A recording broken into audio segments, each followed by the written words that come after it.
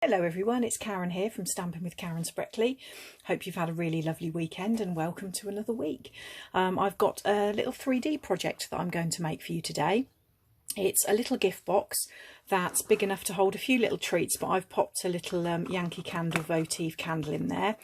And I've used lots of lovely shiny papers and foils and bling and even some really gorgeous shiny ribbon today. I'm taking these materials from the Noble Peacock suite. In the Noble Peacock suite, it's focusing mainly on three colours.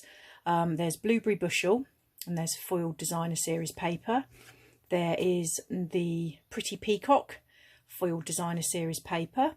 And there is also the Old Olive foiled designer series paper. And then to coordinate with those, there is also a pack of foils in each of the three colours. So again, we've got the Blueberry Bushel, the Pretty Peacock, which looks quite Bermuda Bay, but then when you actually hold it, it matches really nicely with the foil in the paper. And then we've also got the Old Olive there, and again it matches really nice with the foiling in the paper. So let's get on with making the project. So to make this project I need a piece of cardstock for the base, which measures 7.5 inches by 7.5 inches, and I've pre-cut that. I'm going for Pretty Peacock this time. And now I need to score this cardstock to be able to make my base, and we need to score it at 2.5 inches on all four sides. So use whatever it is you normally do to score. You might have a oh, that was 2.5 inches, Karen, concentrate. You might have a separate scoreboard that you like to use, or a different style of trimmer, but whatever you use, score your cardstock at 2.5 inches on all four sides. Pop that to one side, and then to make the lid I need a piece of designer series paper that is 5.5 inches by 5.5 inches. So I've got the coordinating Pretty Peacock, and I need to score this now, and I need to score it at all four sides on 1.5 inches. But what I'm going to do, I'm just going to literally take it a tiny bit less than that, about a 1/16 of an inch, so that I can get a nice, hopefully a nice smooth comfortable fit with the lid. So sometimes if you're using a scoreboard, people put a little shim of cardstock there, but yeah, just a little tiny little amount, just to make that ever so slightly wider and a nice smoother fit. So now I need to fold and burnish all of my cardstock, all of my score lines. So I'm going to fold, burnish with my bone folder all four of those score lines on the base, ignoring the one where I went a little bit wrong, but not to worry. This is going to be a handmade gift. It's not bought from a shop. It doesn't necessarily have to be perfect. And then I'm going to fold and burnish the peacock paper. I'm just going to do that with my fingers because it is a foiled and thick speciality paper. I don't want to risk cracking it at all, so that's what I'm going to do. So now I need to make some cuts to bring my box and my lid together. So I'll start on the base, and what I'm going to do, I'm going to cut up the score line. Just, I seem to be in a bit of shadow here. Going to cut up that score line till it meets the next score line. Then I'm going to take a little wedge out of there so that it closes nicely. So I'm going to take a little wedge out, and because this is quite wide as well, I'm also going to just snip a little piece off there, because I don't need, that's going to become the corner of my box, and I don't need all of that extra cardboard. I'm going to turn it 90 degrees, and I'm going to cut up to that score line, take out a wedge and cut off a piece. This is a very simple box making design. You can really make this in any sizes you want. Obviously, if you've got the cardstock and the papers, that will allow you to go up like that.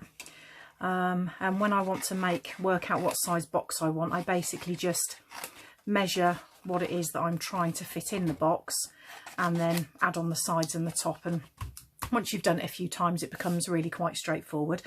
I'm going to do exactly the same with the with the lid. I don't know whether it's going to be easier to see on the shiny side or the other side. So I'm just going to cut up from the edge to the score line and take out a little wedge.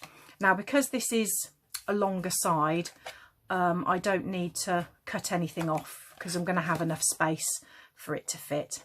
So I'm just going to cut up those score lines and wedge in a little bit. So when I'm cutting up the score lines, I want the actual score line to be cut away because it actually makes a ridge in your cardstock. So here I'm going to cut slightly to just to the left of the score line, so that when I do my little wedge, the score line is actually cut away, and that lump of cardstock, if you like, is cut away. So get all my little bits and pieces out of the way. So I'm going to use some tear and tape to do this box. You could use wet glue, but I think just for a little bit of speed, it might be slightly quicker if I use this.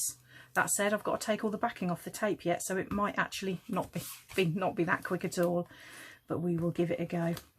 Now, I decided to use these papers today because I actually used all these products last weekend when I was running the Let's Get Creative crafting event with Tara Fowler and Jenny McCormack. So this is an event we run 2 or 3 times a year, and we all pick products that we want to use, and I chose these products, but I actually used them with the To a Wild Rose stamp set.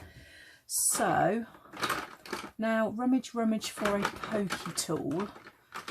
Have I got one handy? Yes, I have. So I'm just going to use my pokey tool to help me get the backings off of my double-sided tear and tape. Oh, that one wasn't quite stuck down. Let's give that another go. There we go, got it. Let's give it a rub down and another go. Come on, I knew this would take me the longest part. Perhaps I should have gone with liquid glue after all.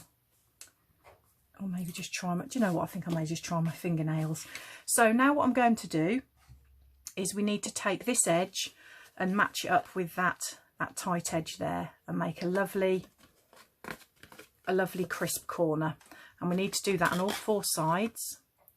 So round again, nice crisp corner. Round again, nice crisp corner.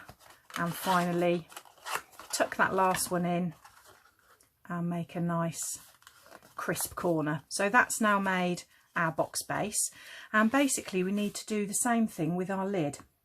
So I'm just going to try my fingernails this time to get this tape off. The backing off the tape, right, that's 2 of them. 3 and last one. Come on, there we go. Now something that you can do, I'm just going to start off and do my first edge just like before, is you can actually sit the box inside the lid, and you can build the lid up that way, and it will ensure, so can you see what I'm doing here? It will ensure that your lid will actually fit around your box. So that's one way that you can do it. Now this one I'm just going to have to tuck that in. Oh, there we go, got that, and we make that. So take that out, give everything a nice press down, and we've now got a lid that fits perfectly on our box. Okay, so the next thing I'm going to do is I want to stamp a little greeting. So I'm just going to need a little piece of Whisper White cardstock, and I'm going to need my Pretty Peacock ink pad. So I've chosen a sentiment from the Label Me Pretty stamp set. So there is a punch that goes with most of these sentiments. I'll just show you that, but that's not what I'm using today. I'm going to use the Thank You for Caring, and I'm actually going to use a circle punch to cut that out. So the 1.5 inch circle punch will cut that out. So I've already popped this on a block. I'm just going to tap, tap, tap to ink that up. Then I'm going to pop that down in the corner. Doesn't matter which orientation it is, because I'm going to punch it out. Pop my ink pad away, and then, yes, it was 1.5 inch. So it leaves a nice little border. So we just turn the punch over, look underneath to line it up, give that a squeeze. And then I'm going to pop that up on a dimensional, and I'm going to pop that on the lid of the box. So the next thing I want to do is to make some decoration for the box. So what I thought I could do is I could use the coordinating colour foil. I could use my leaf punch to cut out some leaves. So I'm just going to cut out a couple of those. Beautiful, lovely, shiny foil. And then I thought I could use this flower punch. Now please forgive me, I've actually forgotten the name of it, but it's in the annual catalogue, and all of the products will be linked in the description bar below and over on my blog. So if it's something that you want to add to your stash, then you'll be able to find it easily. So I'm just going to cut out a couple of these. So this punch coordinates with the Pop of Petals stamp set. So it's great that it's got a coordinating stamp set to go with it to create lots of flowers. Now, I think what I might do is I might just I'm using the back end of my paper piercer this time, and I'm just drawing a bit of a line down each of those flowers just to kind of scooch those petals up a little bit. I've managed to drop that on the floor. Bear with me a second. Oh, come on, flower, where have you gone? See, does this happen to you too? Lose stuff in your craft room. The really annoying thing is when you lose a tiny little stamp and you can't find it. Right, so I'm going to smoosh those up like that. Let's see how that might go.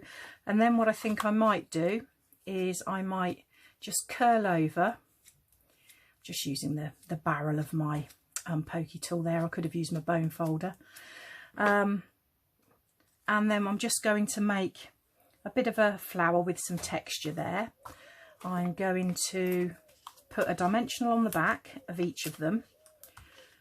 I'm going to place this one down first. Then I'm going to place the slightly curly one over the top. There we go. And then what I'm going to do is I'm going to take one of the faceted gems. These are the clear faceted gems, that you can also get them in gold. Taking one of these big ones, because I think that'll make a lovely centre for the flower. And they're self-adhesive, so you just need to pop them on. And we've also got these leaves here, so I think the best thing to add those on with will be with some glue dots. So I'm just going to pop them on the glue dots.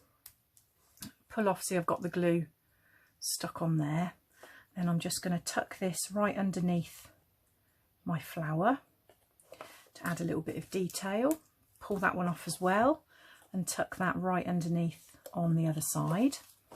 Lovely. So you can leave it like that, but there is also some beautiful coordinating ribbon that I used on this box. So the coordinating ribbon, it's a shimmery ribbon, and it's mainly Old Olive on one side and mainly so that's the Old Olive side, and mainly Pretty Peacock on the other, but both sides do shine through. So I think what I'm going to do is I'm going to wrap this around my box again. So I'm going to guess a length of ribbon that I need.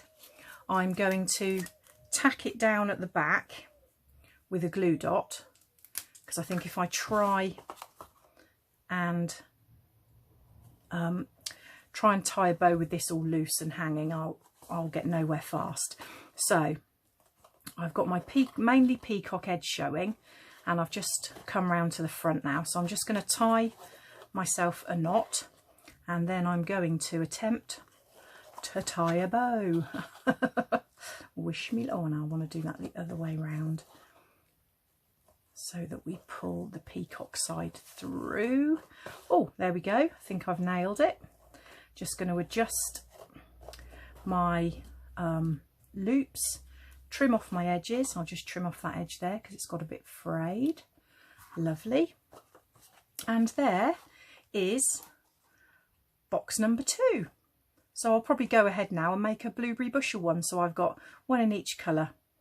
Anyway, thank you for joining me today. I hope you've enjoyed the video, and I look forward to crafting with you again soon. Thank you. Bye bye.